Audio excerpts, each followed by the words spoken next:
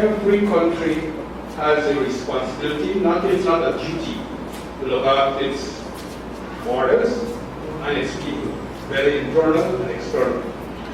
Previously, we inherited what we call a special branch, which was the colonial the police force. for the police force, correct. Larry Lewis would have been the head of the special branch. The Army, for military intelligence, would have had its own mechanisms for external security, or external intelligence. And like everybody else, the US got CIA, the British got MIA, MI5 and MI6, and we established what we call a joint intelligence committee to be comprised of the two agencies for the benefit of handling intelligence of both an internal and external agency. And we've had a lot of failures in there. Rooney uprising was a failure. We didn't predict it, we didn't know about it, and until it was too late. Offshore, the Sudanese moved in and pushed out our ring. Again, failure of joint intelligence. So those are some of these groups which have driven us to try and establish what we call a joint intelligence. That's it. Just to put it in context, so when you became the chief of staff, you comprised this joint intelligence committee? Yes, correct. And the committee was comprised of exactly who, if you can remember? Sorry, I didn't get it. Who was part of this joint intelligence? Two persons. Just yourself and... No, not me, I didn't have anything to do with it. Oh. Remember, that when you're looking at intelligence, the intelligence may be on me. If I want to overthrow the president, and I am the key, and I'm going to use the army to overthrow him, you don't give me that information. That's given to the prime minister and the president. That's what the intelligence is all about. Yeah, but the committee, who were the representatives of the GDF and the police force? Larry Lewis and Army. So Larry Lewis From the police side, Army from the military By side. Harman, you referring to? He was That's the record. I know Joseph Harman. I'm not sure. You referring to Joseph Harman? Yes, correct. And this would have been at what period? During what period? After my appointment in 1979 July, we established this joint intelligence group. But we were doing coordination of all the activities of all the joint services by having what we call a joint services coordinating council, on which we did training. Everybody was in training, police, army, everybody from officer, constable, private, and so we did a lot of that joint training. The joint intelligence was just another facet. And as you understood it, the intelligence information received by Harman and Lewis would be reported to the Prime Minister, the President. Because I indicated to you, I may be the subject of the intelligence. They may have information that I am trying to overthrow the government by using my officers, and so they never give it to me. They have to give it to the person who will be affected by it. So you were not privy No. to any of the intelligence reports that would have been compiled by those who? I don't know, anybody reports compiled, I think I see. this is eyes only information, and they get whatever they have to do. And I will say this to you, that in 11 years, I thought we were very successful because we had no internal upheavals, we had no external upheavals during that 11 years of my stewardship. So I have to say that we did a good job. Just by way of it, many of the police forces around the region, the security branch in the force thought themselves an elite group and were even disinclined to report to the commissioner of the police. Correct. But that was very clear too. That is the same. And we had the experience of Trinidad, There's a where we very had that. coups in Trinidad, one with the under the Muslim. So, There are several agencies reported, and yet nobody doing that. That's the separate part, we get it. and to answer one of the questions that you did put to me, there was no joint intelligence office as such. Special branch has its own compound, its own facility, and the military has their own. When they want to meet, they meet. And if we have operations, they will meet in the Joint Operations Command, which is a key area in the police compound. So I don't know of any location at Open. But the military intelligence relates to the military itself. They're spying on one another. That's Spying on one another. Yeah.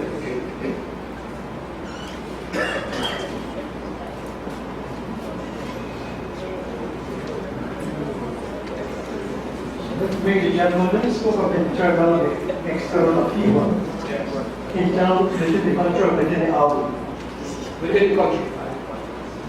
and the external is neighboring territories. For instance, like as I mentioned, the Brunei uprising and Coco, the external issue where the oil rig was pushed out, and we had to end up going to the United Nations law to see to get that done. So those are some of the external things. Suriname, you were trying to do that. We have external issues. The army has difference. What were some of the internal evils, though, that you were concerned with, or potential internal evils? You spoke about the external one, but what about the internal one? Some of the agitation and some of the issues relating to the political issues or whatnot. Certainly there are those. We Right, heard what is special? here about strikes and so on in the sugar belt, which had a significant impact on the economy. That's right. That is something the joint forces would have been concerned with. Yes. Here, when we talk about intelligence, we talk about economic intelligence, intellectual intelligence, we look at technology, technological intelligence, besides the political issues, police economy. And if I may, bearing in mind your terms of reference, would any of your concerns in terms of internal upheavals relate to the activities of Dr. Rodney before he died? Yeah, this gentleman was a respected historian. He was a man who was a political activist, and he was, in fact, a leader of a budding party. I myself would have thought that both Dr. Jacob and Mr. Burnham would have felt that he's a man of some concern. Yes, but I'm talking now about the intelligence activities of the army and the police that just get to after his death. Am I correct that after his death there was some protest and upheaval, is that so? Or there was none? Not that the army would get involved in, because the army had an external role. Our mission was territorial integrity of the country and national development. Those are two of our primary roles, plus assisting the police if they could not cope with whatever was taking place. But that would essentially be a police response. And there is nothing that arose after his death which impacted, as you just said, national development as to cause the army to be concerned. And there was nothing that arose after his death that would have caused the army to have assisted the police in any investigations. Thank you.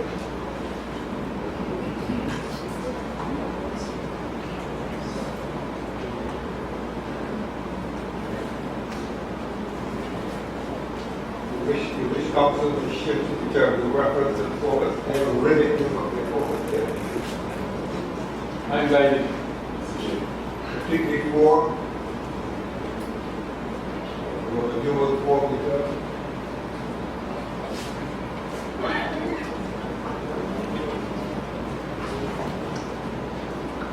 would you be able to say, was the Guyana Defense Force, the Guyana National Service, and the Guyana People's Militia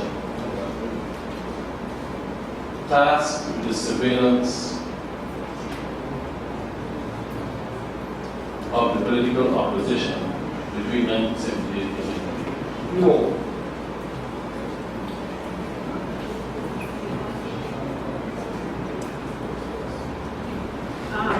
May I suggest that you cut the period into before him, what you would have learned from records and reports, and after he took up office, from his own direction and leadership of the engineer. And go one by one. You ask them 3 months for their one. Each agency is separate. You ask them all at once. Does someone say? The reason for doing that is because he said he was the head of Yeah, but still waiting. That's Now, when you answered a moment ago to say that you were not involved in surveillance, you were not purporting to speak for the period before your appointment as chief of staff. Were you? I can't. I can't speak what transpired before my time. Okay. So, in other words, what you're saying is that the Guyana Defense Force, as far as you're aware, having become chief of staff in July 1979, was not engaged in surveillance from that period to the end of 1980. You agree? You agree that the Guyana Defense Force was not involved in surveillance of the political opposition from July 1979 to the end of 1980. Why is it 1980? Those are the terms of I left it forward. Those are the But terms. I am talking about all the time as chief of staff. That was never our focus. It could have been the focus of the Joint Intelligence Committee without your knowledge. Yeah, that's true.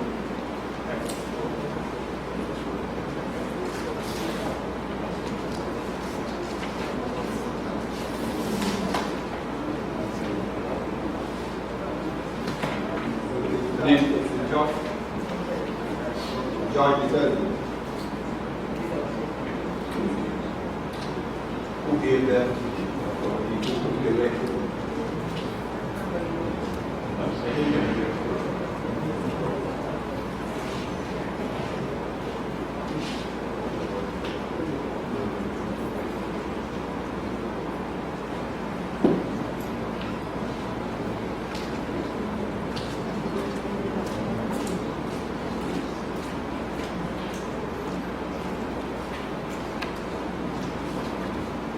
As I understand it, the Joint Intelligence Agency would have been answerable to the President.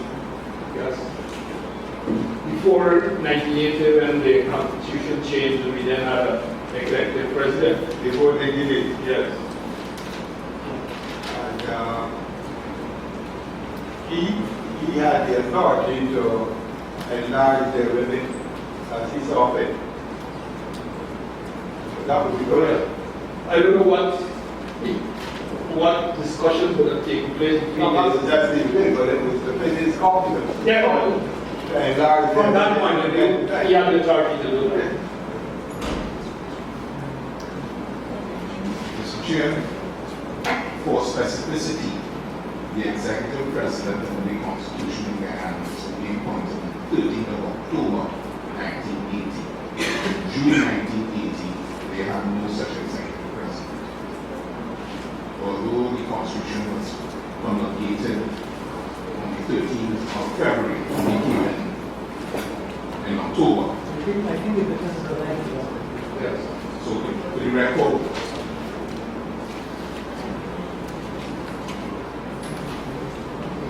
Thank you, sir.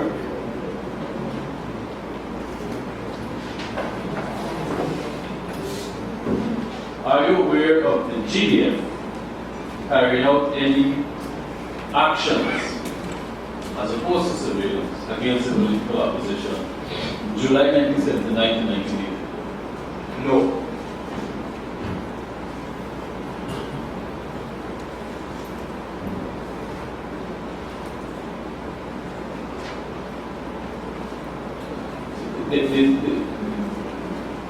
Do you agree that the Army in 1980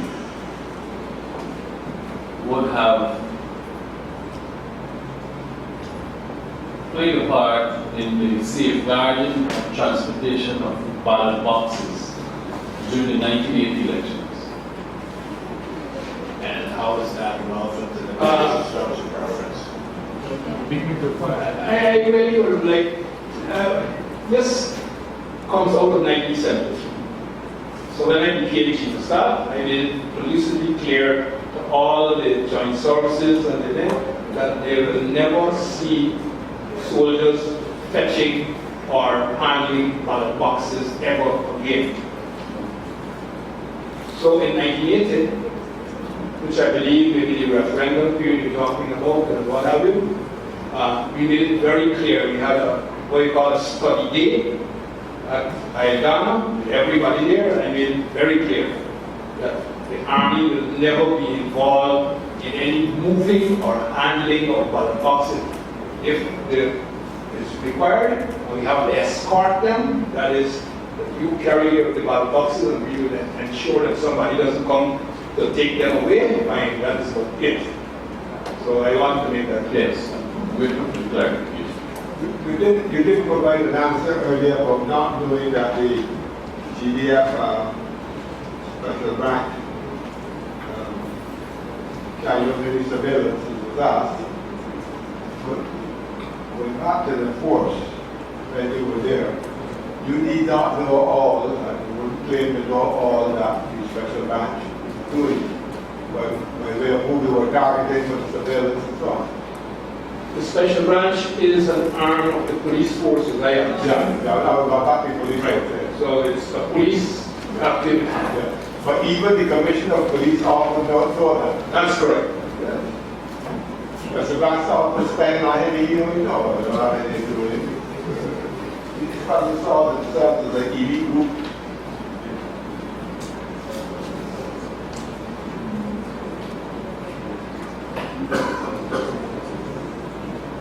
We've spoken about again defense force. Sorry, did they escort in the 1980s? Sorry. Did the Army, the question I asked is whether you transported and safeguarded ballot boxes. Would you say that the GDF escorted ballot boxes in the 1980 election? Yes, we would have. We would have done that. When I say escort, we will provide a mobile escort to ensure that the ballot boxes which were being taken to the central polling places or wherever they have to go were delivered there safely. We have nothing to do with handling it or anything. They were escorted with the police. The military escorted. They will escort the balloting personnel from the GCOM and what have you. They will be responsible with transportation, Yes. forces to handle it. All we will do is to ensure it gets from wherever it goes to there safely. That's it. I was asking that question over the Barbadian experience because I think that the Barbadian police are involved in carrying the boxes. I think that they have some role in that, but I was asking whether the military would be escorting the police. There would not have been enough police to do that. So on polling day, for instance, every polling station will have to have a policeman and what have you. And in that movement, our role was simply to safeguard it, to make sure it gets from point A to point B without somebody taking it. I had forgotten our size in Barbadian. Just be I'm sorry. But just a point of clarification, the police would carry boxes or escort in Bangladesh? They perhaps do both sometimes, depending on what is available. But I think you're more correct that they're largely in escort. But often, on big occasions, the Army will come in with a supplemental role.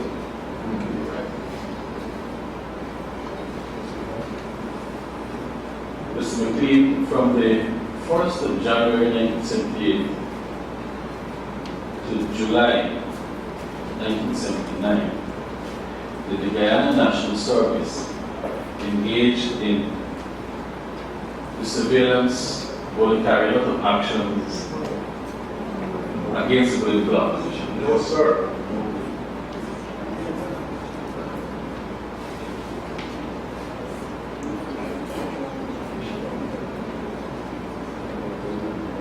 And is it correct to suggest that from the time you became the Chief of Staff of the GDF in July 1979, you had superintendents also over the Guyana People's Militia? Coordinating superintendents, they want to call it that. I was coordinating all the activities of the GDF, GNS, and GDF. And would you be able to say whether the Guyana People's Militia carried out any surveillance or any actions against the political opposition? I would say no. You know, No.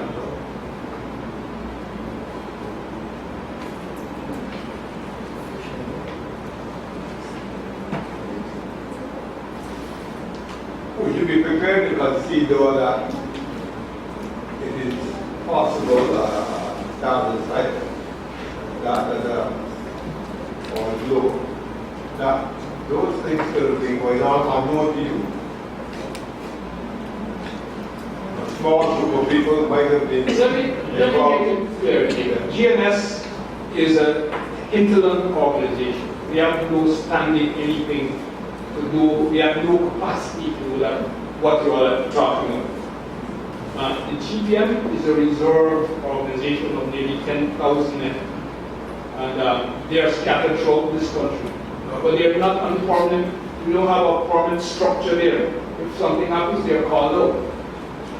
So I don't think we have a capacity to do surveillance of political opposition and whatever.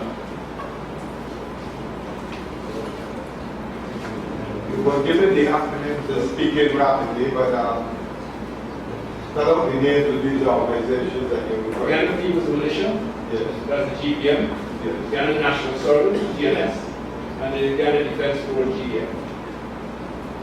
You say that neither one of them. I have the two. The GDF has standing personnel.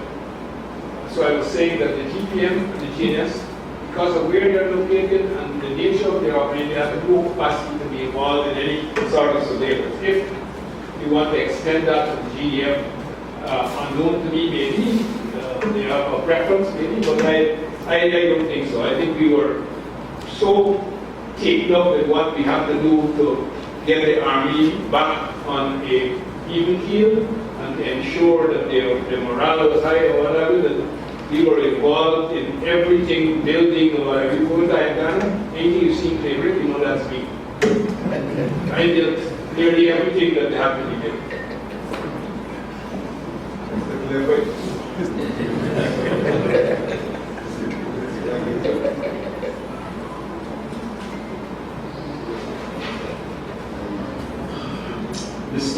You put in your statement, Mr. McLean, that you were awarded the Military Efficiency Medal for work in 1980. Can you say whether this was before or after the death of Dr. Walter Rodney? It would have to be after that.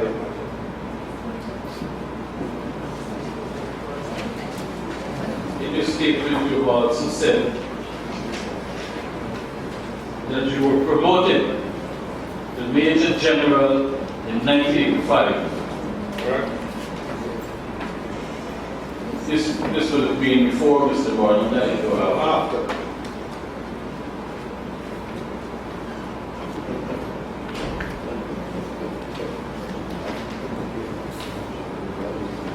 Do any of the names, these following names, mean anything to you? Did you answer the last question before? They said after.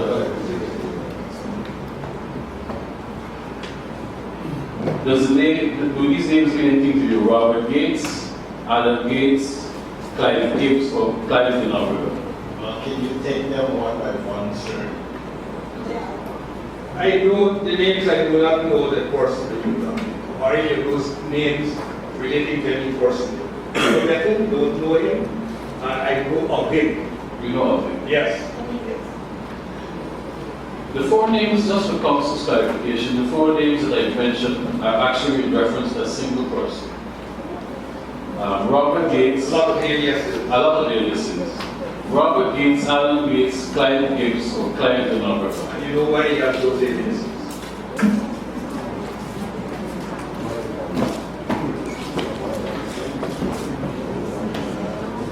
You know of the person that those names are attributed to. I've never saw him in front of me, I would not know, but I know him from the newspapers. In what context is this game of any relevance? He has supplied a statement to the commission that mentions this witness. I'm aware of that, but I wasn't asked it for my own work. I see. Where really I do that. But I'm trying to remind you that we're dealing with a public inquiry and have to carry out on this meeting. You understand? I understand. You had mentioned a little while back that there were thousands of deserters in the GDF. Maybe hundreds, maybe. Hundreds, you think might be better. You have any idea whether this was during what period? You said that there were hundreds of desertions. When I came into the GDF, I found that they had a lot of deserters, and in fact we had to establish a policy of giving amnesty to see when we can get them to come back. Because there was a lot of disaffection, there was a lot of disgruntlement, and a lot of problems in the army. You know why there was this? You have any idea why they were so disaffected? Well, I gave you a good example. The first place I went to is a place called Camp Cruz, where the men were living in crates. The crates had brought the weapons. So we just didn't do what we were supposed to do, to look after our soldiers. I see. So that's one reason why they would have been disaffected or would have deserted. Are there other reasons before we move on? Salary, Salary, food, employment, because soldiers were had to go into the hinterland and they're away from their families. There was a lot of disaffection and a lot of disgruntlement. Working conditions. Yes. When you mention food, what do you mean by that? What are you eating? I mean, you know, the logistics of moving food to where I am, at Desertion or Kaitan or anywhere in the hinterland, is a challenge. So you have to send Marines to these locations all over the hinterland. When I talk about Desertion, we are on the border with Venezuela. But would there be one point from which all of this stuff would even in? Our brother's 100 miles up, would he not get this kind of stuff from the urban center closest to him? Rather than have to wait stuff. You can either move it by aircraft or move it over land, if you can. But For instance, National Service, let me give you an example. You had over 1,000 young people at a place called COI, which is 30 miles from the Venezuela border. What we did was to feed yourself. So the army is deployed on a different mission. We're not there to feed ourselves. Kenya, for instance, we had 100,000 poultry birds, you had eggs that we would stand out because we were feeding ourselves. That was part and parcel of the mission of the National Service. But for soldiers on deployment, you can't expect them to go and feed poultry and plant greens and what have you. So they are deployed for a different role. So you have to send the ration to them, and you have to cook and what have you to feed them. And those were some of the things that were soldiers are disgruntled about and felt, well, I want to go home, this is not good enough for me. Serious problem. And as the new commander, you consider it your responsibility to analyze the reasons why persons were deserting and why people were disaffected. Right. Did it come to your attention or did you inquire whether any of these deserters or to what extent any of these deserters would have left the country or they remained in the country? They will remain in the country, but go to find easier forms of employment, better pay, and I don't have the hardship or the rigors of not getting the. I'll give you a good example. Bad weather, the plane is coming with Russian, and they're on the ground, and they say, you will drop the food, they say, drop it already. You got to go in the bush and look for it. Okay. Thank you.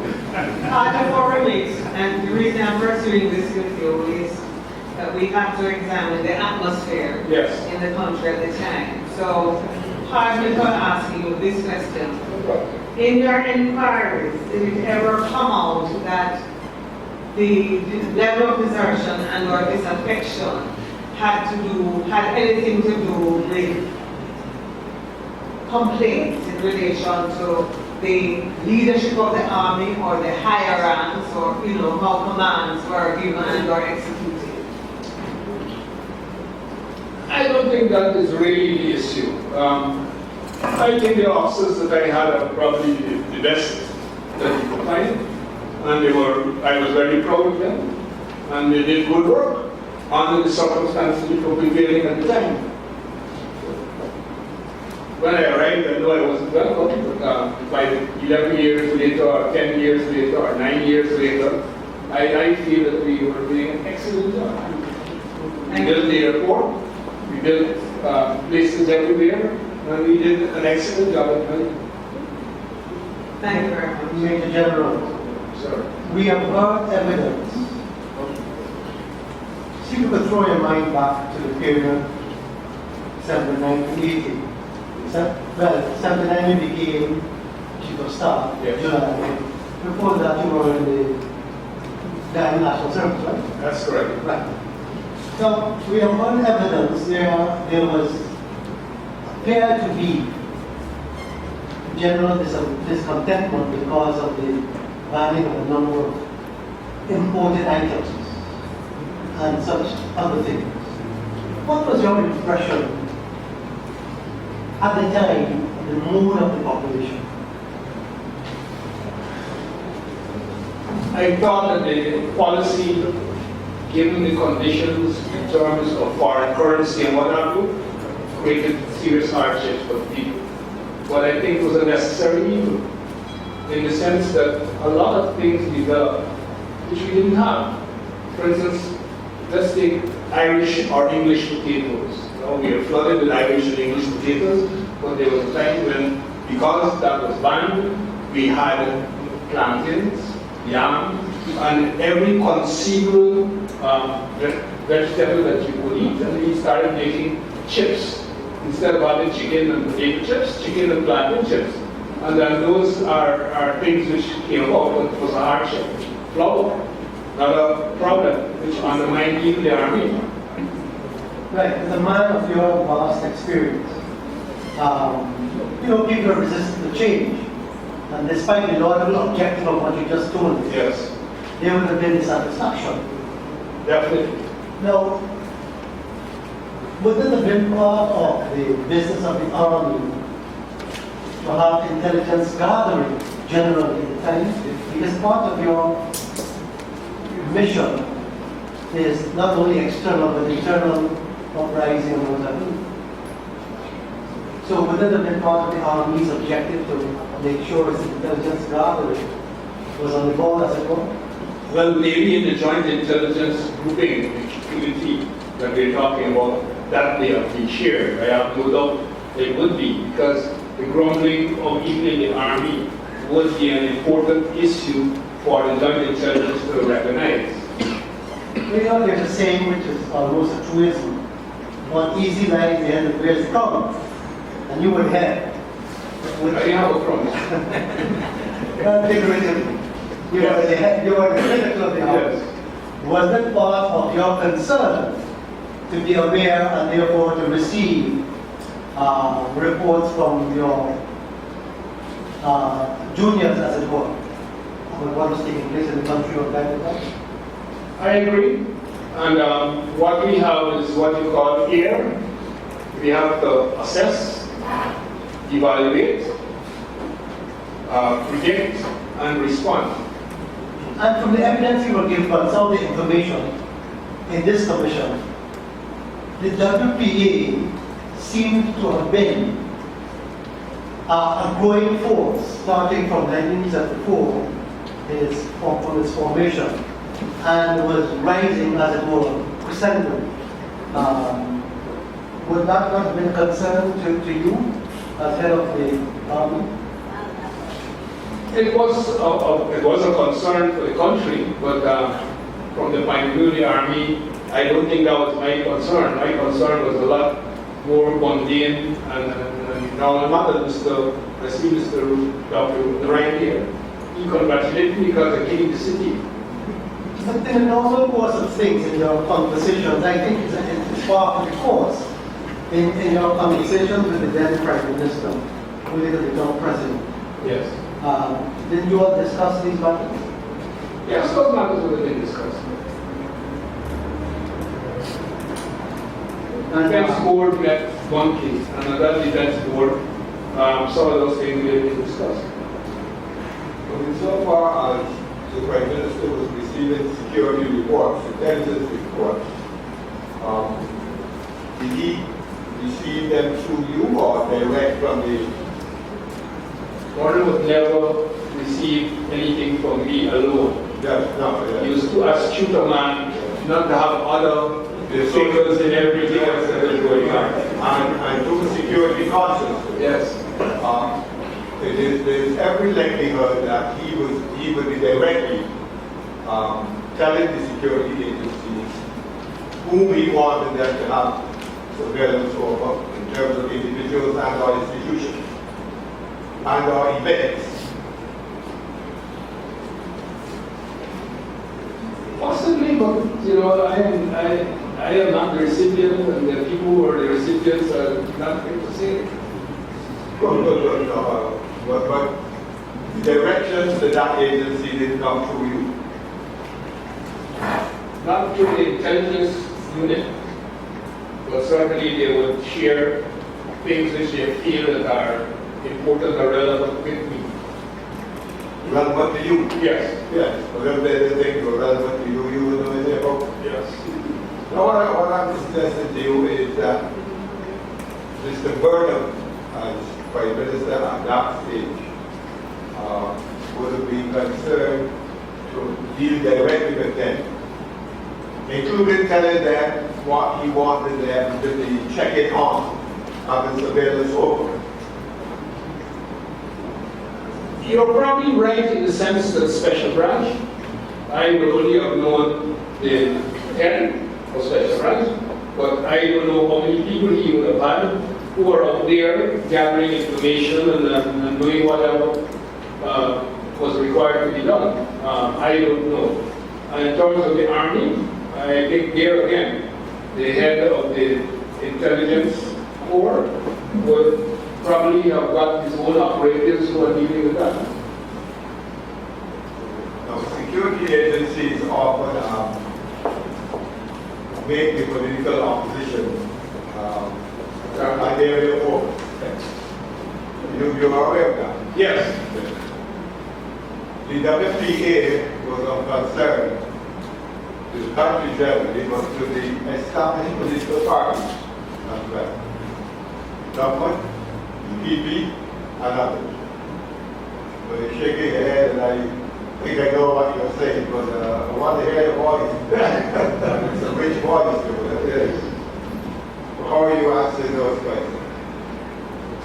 I can only answer by saying yes, the WPA could have been seen as a thorn in the side of both of the major parties, because you would have been eroding some of their own following.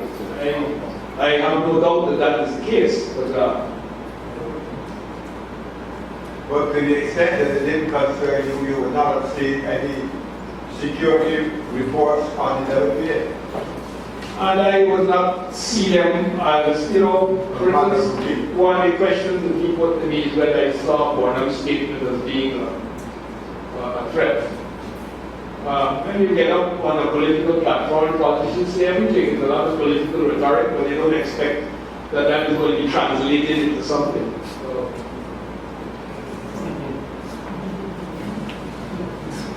I heard your answer to the chairman, but you did say that the defense board met monthly, yes. and some of these matters would have been discussed. Yes. The very matters some of the matters which the chairman has asked you about would have been discussed. Yes. And concerns would have been expressed where it was appropriate. Correct. And would there also be discussions as to how to approach these concerns which would have arisen? It was seen as political, and the solutions were equally political. There has been talk that the WPA was involved in gathering weapons. Did that ever come to the Army's attention, whether as a fact, an opinion, or an intelligence report? I happen to be aware that some of the operators were arrested with weapons. From that point of view, the indication would be that the WPA may have been doing that. I can. The Army was never involved in any No. action in No. response or? No. Thank you very much. So the Army never ever verified its independence? Police would have been doing that. Thank you very much.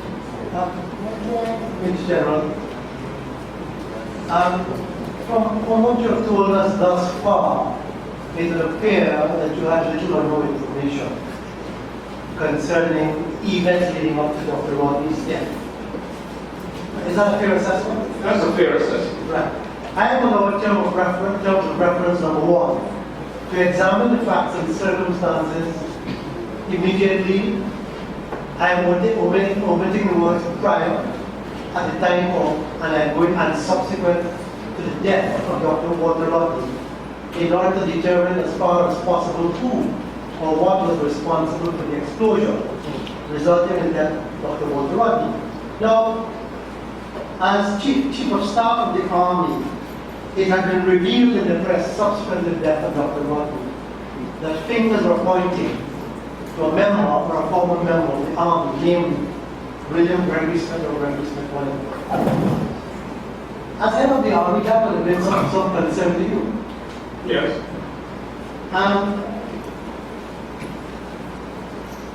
Would that at least arouse your curiosity to try to find out precisely what, if any, role Gregory Smith had in relation to the death of Dr. Rodney?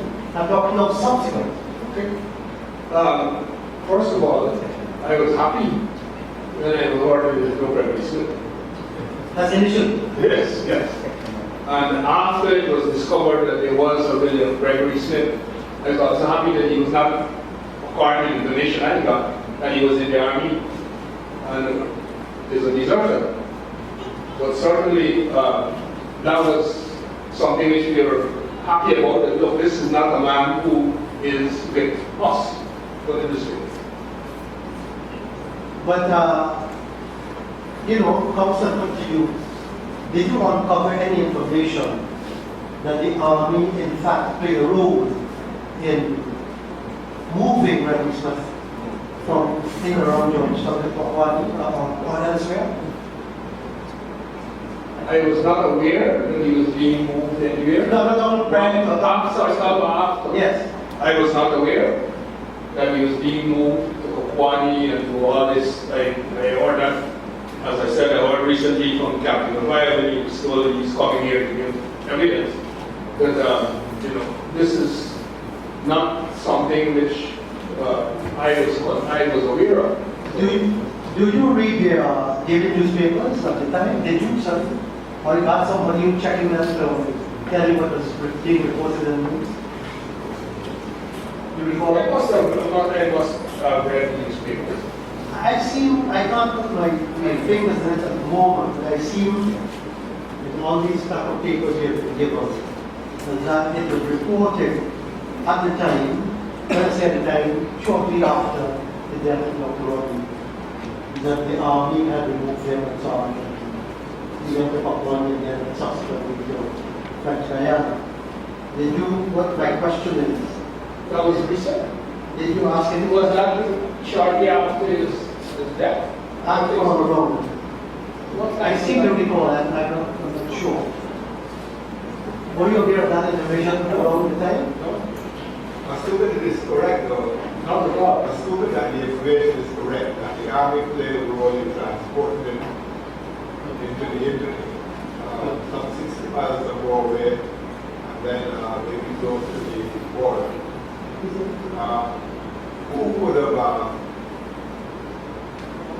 authorized that? The arrangement? Whoever was the commander for the Corps may have, but they have other. You have to recognize that we could have rogue elements in there. I don't know why, he would have gone there, and or why he would be taken there, according to the information which I have, but I am not aware of that. But following up with the chairman, Yes. even if it was a rogue element, would there be a logbook logging the departure, arrival of the aircraft and so on? Two things. One is that if there was a logbook, then it should be produced by somebody. Or secondly, if it is a rogue element, then there is no logbook. But did anybody during that period report that the aircraft was taken on unlawfully or without authorization? No, I was not aware of that, but certainly the commander of the Air Corps would be the man who would know. So I have no report from him to say that the plane went to Kwame at some point in time. If he was the rogue element, the commander, you will not know. Because the rogue behavior will extend to excluding you from knowledge. If you shake your head, but that's rogue element. No, I can agree with you. How, in your experience, how long would the Army keep its records? From how long? From what period? I would imagine that the record should be available, should still be available. Although it's 34 years later, there should be some record to show that a flight left somewhere, Mobile or wherever it went to Kwame. Right, so to be archived, if that should be there. Thank you. Power country, you're aware of that. I heard the term and I know about it. The government meant that all state agencies, enterprise, the state itself, fell under the political party. How did that affect the running of the army? Sorry, I didn't get that. How did that affect the running of the army? Did it mean that there was interference that by the party, not always through you? I cannot believe that would be relevant in the case that the Army would carry out some party function which is not in keeping with our mandate and our duty and responsibility. But the party function inquiry by only in relation to information and asking individuals to do particular missions for it. You can't look That would be serious rogue action which I find difficult to perceive, but it could have happened. Well, you're seeking to suggest that the army was exempt as an agency in the state from party, but the army itself was subject to the party. It was Same with the doctrine of parliament. You thought you were exempted. That is the army. I would have thought so. But on what basis? Traditionally, the Army has a mandate to be accountable to the people. And so Tradition was thrown overboard. The party was paramount. And all these state agencies fell under it. So why do you think you were exempted? Well, he just answered your question, Mr. Chairman. He's a professional soldier. He just answered your question that the army is accountable to the people. With your But I don't understand what you're getting at. The doctrine seems to suggest that the party, Well, then ask him what is his understanding of paramountcy and how it related to the functioning of the armed forces itself and the army. well, that's a variant of the same question. Yeah, but it may be a manner in which he can understand it so that he can give a direct answer to it. And my question remains, why did you think that the army was exempt from paramountcy of the party? Because of military discipline and the strength of the leadership of the army. I think someone told us, I'm trying to remember who, when it is the UC fire or someone told us that every year after the party's conference, that you, the commissioner of police, would go to the wherever the congress was and swear allegiance No, sir. to the party. Did you ever do that? Not this boy. Not this boy. I was going to ask you too. So Not this boy. you would defy the president. He was very popular. It's not a reason to, no reason to defy it. It was never brought to my attention. I wasn't required to do that. And in fact, I see the gentleman has the book there by Brigadier David Granger, and he states quite clearly in page 186 that I did not do that. In fact, Sorry, go ahead. in fact, can go back to the issue of paramountcy. Yes. You were aware of the Sapphire Declaration? Yes. In your discussions, whether with the Prime Minister directly or when the Defense Board met, was this ever the subject of discussion, this paramountcy of the party, which formed a part of the Sapphire Declaration?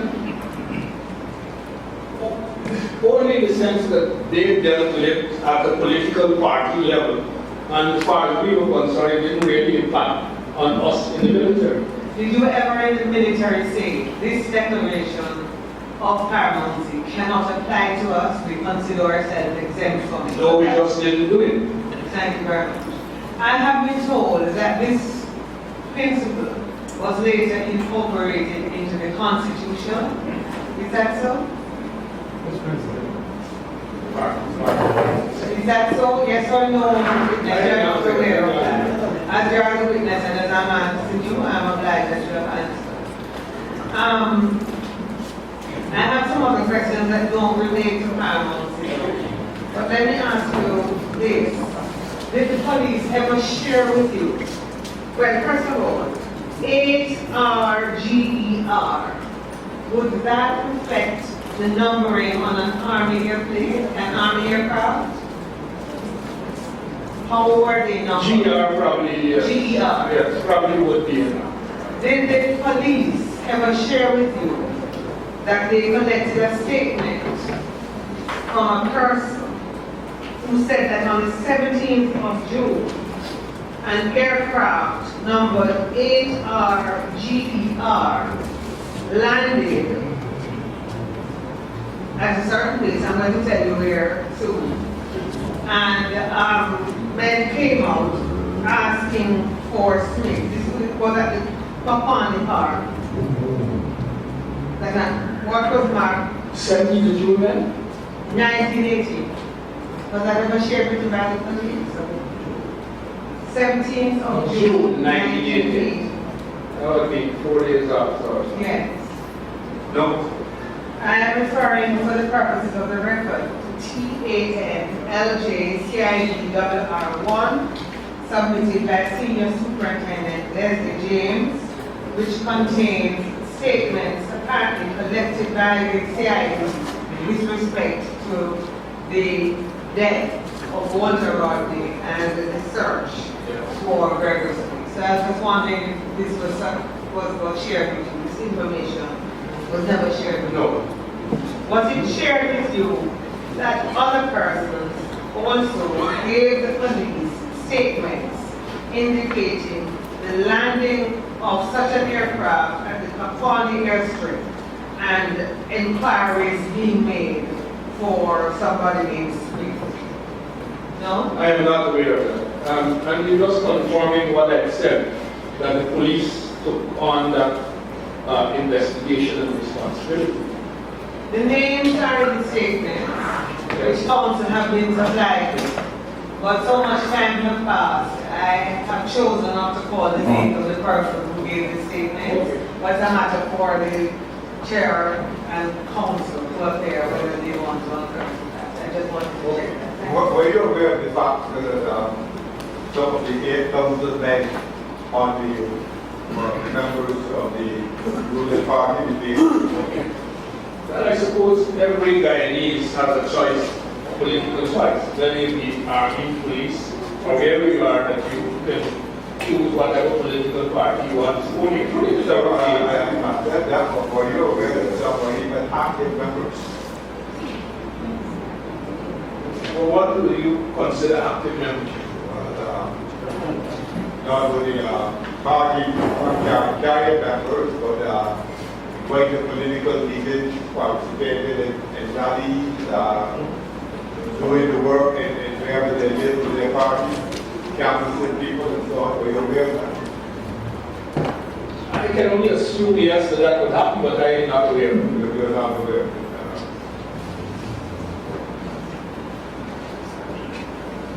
Okay, that's up to them.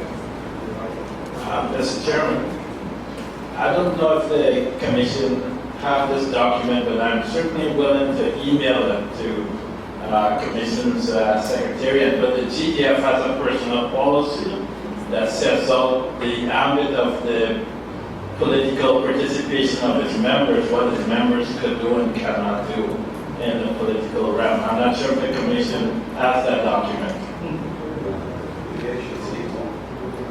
Well, I think the civil service through the region has sought a document too, that increases the amount across the region, many of them are active.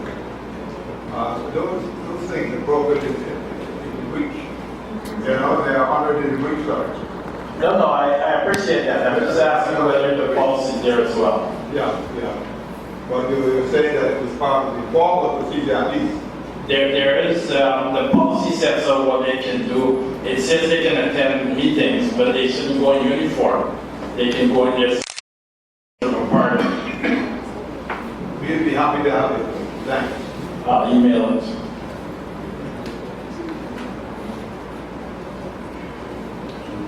Mr. Ram, did I see you?